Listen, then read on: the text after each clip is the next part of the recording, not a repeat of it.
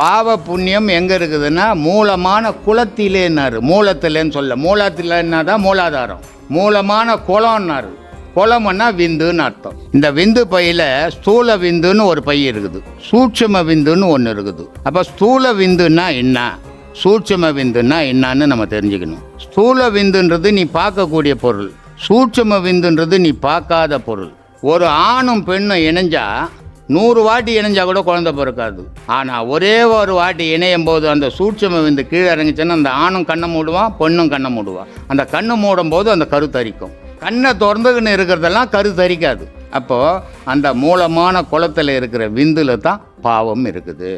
அப்போ இந்த விந்து தான் மனைவி கிட்ட போச்சு. அப்போ அந்த விந்து தான் ஒரு கருவாய் உயிராக வந்தது. அப்போ தாய் தகப்பன் செய்த பாவம் குழந்தைக்கு வந்துடுச்சு. நம்ம அப்பா அம்மா செய்தது நமக்கு, நம்ம செய்கிறது நம்ம குழந்தைக்கு.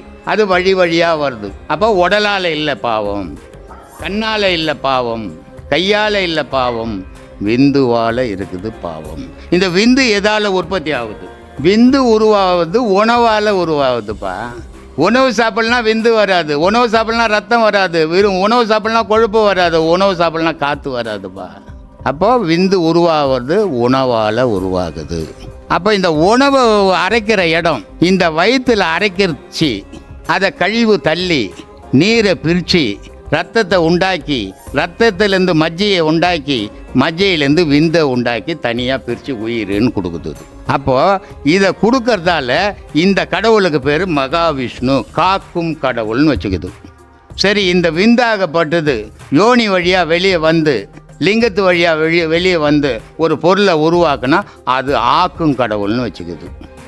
அதுக்கு பேர் பிரம்மான்னு வச்சுக்குது. இது எல்லாம் ஆடி முடிஞ்சு மேலே போய் மரண தருவாயில் வரும்போது அழிக்கும் கடவுள். இது அழிக்கும் கடவுள் இல்லை, மறைக்கும் கடவுள். புரிஞ்சுக்கணும்.